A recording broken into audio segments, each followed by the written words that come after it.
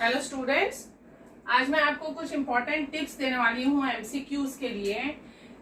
MCQs जो है आजकल बच्चे जो है एमसीक्यूज की प्रिपरेशन में लगे हुए हैं और काफी बच्चे जो है ये सोचते हैं कि एमसीक्यूज तो है मैम, क्या करना है। खुद मेरा बेटा जो है वो 10th स्टैंडर्ड में है और वो भी मुझे ये कहता मम्मा एमसीक्यू है ना, उसमें क्या टेंशन लेने की बात है, 40 मार्क्स के एमसीक्यू हैं, फुल मार्क्स मिलेंगे इंशाल्लाह।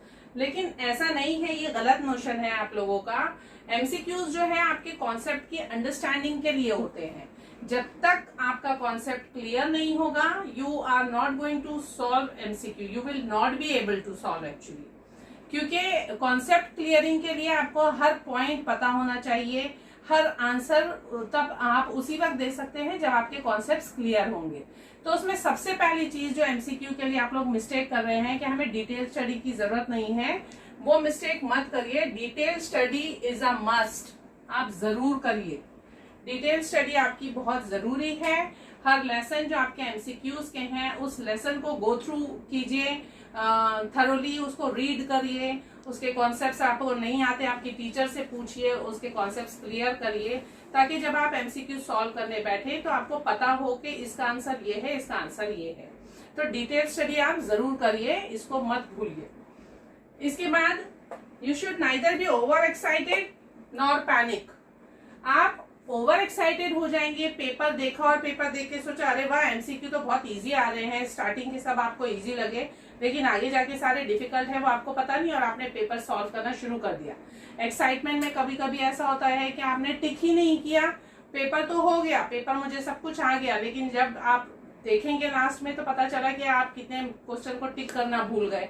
या तो आता तो करेक्ट है लेकिन एक्साइटमेंट में आप रॉन्ग टिक कर रहे हो, एक ही जगह बी को टिक कर दिया, हाँ मैंने तो कर दिया, हो गया, लेकिन रॉन्ग वहां पे हो जाता है। एक्साइटेड भी मत हो जाइए, ओवर एक्साइटेड, और पैनिक भी मत होइए कि कोई बच्चा प्रेशर में आके बस सोच रहा है और फिर कर रहा है और फिर उसे काफी प्रेशर हो गया कि बाप रे मुझे ये नहीं आ रहा, तो उसके चक्कर में क्या होगा, जो आगे इजी क्वेश्चंस होंगे वो भी भूल जाता है।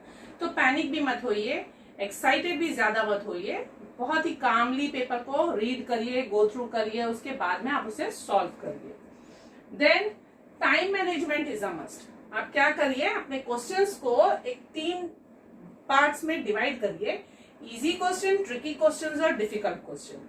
तो इजी क्वेश्चन तो आप बहुत जल्दी जल्दी सॉल्व करेंगे, काफी दफा ऐसा होगा आप ओवरव्यू करेंगे पेपर को तो आपको करते वक्त याद आ जाएगा कि हाँ ये तो ये है, मैं जल्दी जल्दी टिक कर देता हूँ, तो वो तो इजी क्वेश्चंस है आपके हो जाएंगे। उसके लिए आप 5 या 10 मिनट उसको दीजिए। ट्रिकी क्वेश्चंस ऐसे होंगे कि आता तो है लेकिन थोड़ा सा कंफ्यूजन है, तो थोड़ा सोचने के बाद में वो आपको आ जाएगा। उसके लिए अगर आप इसको 10 मिनट दे रहे हैं तो इसे 15 मिनट दीजिए और 20 मिनट जो है वो डिफिकल्ट क्वेश्चन के लिए रखिए। अगर आपके पास 1 घंटा है तो 5 मिनट ओवरव्यू करिए क्वेश्चन को, क्वेश्चन पेपर को, 10 मिनट इसे दीजिए, 15 इसे दीजिए, 20 इसे दीजिए। इस तरीके से आपको टाइम मैनेजमेंट करना पड़ेगा। क्वेश्चंस को ऐसे 3 भाग में डिवाइड करेंगे तो आपके लिए बहुत इजी हो जाएगा उसे सॉल्व करना पेपर को।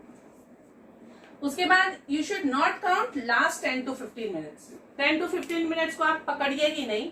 1 घंटे का अगर पेपर है तो लास्ट के 15 मिनट या 10 मिनट आप बिल्कुल छोड़ दीजिए। 50 मिनट को इनमें डिवाइड करिए, वो 50 मिनट्स डिवाइड कर लीजिए, उसको अंदर ही अपना पेपर सॉल्व करिए। और लास्ट के 10 to 15 मिनट जो हैं आपके जरूरी आपने रखने हैं रिवीजन के लिए, कि आप रिवाइज करिए, आप पेपर वापस से चेक करिए। Rechecking is a must. अगर आपने रीचेक नहीं किया, काफी दफा ऐसा होता है कि बच्चे जो हैं टिक मार्क करना ही भूल जाते हैं। आता तो है कि 3 का आंसर ए है या 4 का आंसर बी है, ये पता तो है लेकिन टिक नहीं किया। तो जब आप वापस से देखते हैं तब आपको पता चलेगा ओहो ये तो टिक करना भूल गया था मैं, फिर वहां पे आप टिक कर सकते हैं। काफी दफा ऐसा होता है कि 7 का आंसर सी है और 8 का आंसर डी है, लेकिन मैंने गलती से 7 के सी की जगह 8 के आगे सी मार्क कर दिया। अब 8 का आंसर जो डी है वो मैंने 9 में डी मार्क कर दिया। तो ऐसे क्या होगा, पूरी सीक्वेंस मेरी रॉन्ग होती जा रही है, मुझे पता नहीं है, मैं तो सब सॉल्व कर रही हूँ, मैं समझ रही हूँ मैं तो बिल्कुल सही टिक कर रही हूँ, लेकिन जब मैं रीचेक करूंगी तब मुझे समझ में आएगा ओहो मैंने तो पूरी सीक्वेंस ही रॉन्ग कर दी। तो मेरे पास अगर टाइम हुआ तो मैं रब करके फटाफट वापस से पीछे वाली सीक्वेंस को ठीक कर सकती हूँ। तो जितने भी दफा आप एमसीक्यूज कर रहे हैं, स्टार्टिंग में ही जब आप क्वेश्चन कर रहे हैं ना, बहुत ध्यान से रखिए कि मेरा 7 क्वेश्चन का सी आंसर है, तो मैंने 7 के आगे ही सी लगाया है, 8 के आगे नहीं लगा दिया या 6 के आगे नहीं लगा दिया, अदरवाइज पूरी sequence should not go wrong. बाद में आपके पास इतना टाइम नहीं होगा, ये 10 से 15 मिनट फिर कम पड़ जाएंगे रब करके वापस से सब कुछ करने के लिए। तो इस चीज का ज्यादा ध्यान रखिएगा। Use elimination method for difficult questions. अगर आपके पास एक डिफिकल्ट क्वेश्चन आता है जिसे आप सोच रहे हैं लेकिन आपके पास टाइम भी कम पड़ा हुआ है और आप उसे सॉल्व भी नहीं कर पा रहे हैं, तो उसके प्रेशर में आप आगे के क्वेश्चंस छोड़ मत दीजिए। उसके लिए ज्यादा से ज्यादा टाइम मत दे दीजिए कि एक ही क्वेश्चन में आपने सारा टाइम खराब कर दिया और बाकी के क्वेश्चंस निकल गए। ऐसा मत करिए, ये बेवकूफी मत करिए। एलिमिनेशन मेथड यूज करिए कि उस क्वेश्चन को सॉल्व करने के लिए अगर आपके पास 4 ऑप्शन है और आपको पता है कि ये 2 तो हो ही नहीं सकते, तो उन 2 को काट दीजिए और बाकी के 2 पर थोड़ा सा दिमाग लगाइए। अगर आपने कॉन्सेप्ट्स क्लियर किए होंगे, जैसे मैंने कहा detail study is a must, अगर आपके कॉन्सेप्ट्स क्लियर होंगे तो आप उन 2 में से आसानी से कुछ ना कुछ एक ट्रिक लगा के सॉल्व कर सकते हैं, या उसके पास वाला कुछ आंसर 19-20 आपको समझ में आया तो आप एक पे तो टिक लगा ही पाएंगे। तो एलिमिनेशन मेथड आप यूज करिए। और last but not the least, 10 days before exams you should stop studying. आप स्टडी मत करिए 10 दिन जो बाकी हैं आपके। तो ऐसा नहीं है कि आप पिकनिक मनाएंगे, मैम ने बोला था, ऐसा नहीं है। आपको क्या करना है, लास्ट के 10 दिन start PYQs and MCQs, previous years questions आपको सॉल्व करने हैं। ऐसा मत बिल्कुल सोचिए कि PYQs क्यों करने हैं भाई, हमें रिटर्न थोड़ी ना पेपर देना है। नहीं, जब आप PYQs करेंगे तो आपको पता चलेगा कि क्वेश्चन किस तरीके से आते हैं। जब तक आप क्वेश्चन पेपर्स को प्रैक्टिस नहीं करेंगे, आपको क्वेश्चन के बारे में कुछ पता नहीं है। आपने लेसन पढ़ लिया लेकिन क्वेश्चन किस टाइप का आने वाला है, क्वेश्चन को किस तरीके से घुमा के देने वाले हैं, या ऑप्शन किस तरीके से आएंगे, जब आपके सामने क्वेश्चन पेपर होगा, आपने उसे सॉल्व किया होगा, तो आपको आइडिया आ जाएगा कि इस तरीके से भी क्वेश्चन आ सकता है।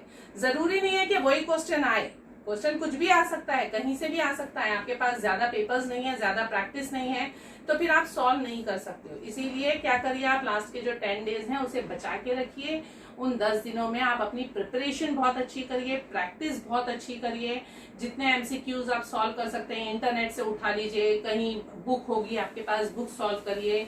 आप क्लास जाते होंगे, उन्होंने बुक दी होगी, आप वो सॉल्व करिए। आपके स्कूल में टीचर्स दे रहे होंगे, इस तरीके से जहां से भी आपको MCQs मिले होंगे, आप उन लास्ट 10 days में बहुत अच्छे तरीके से प्रैक्टिस करिए। स्टडी के लिए पहले के दिन रखिए, लास्ट 10 days सिर्फ आपको पेपर सॉल्व करने हैं। जितनी प्रैक्टिस करेंगे उतने अच्छे पेपर्स इंशाल्लाह जाएंगे। Practice makes a man perfect. तो आप ये चीज दिमाग में रखिए। All the best for your MCQs। Thank you.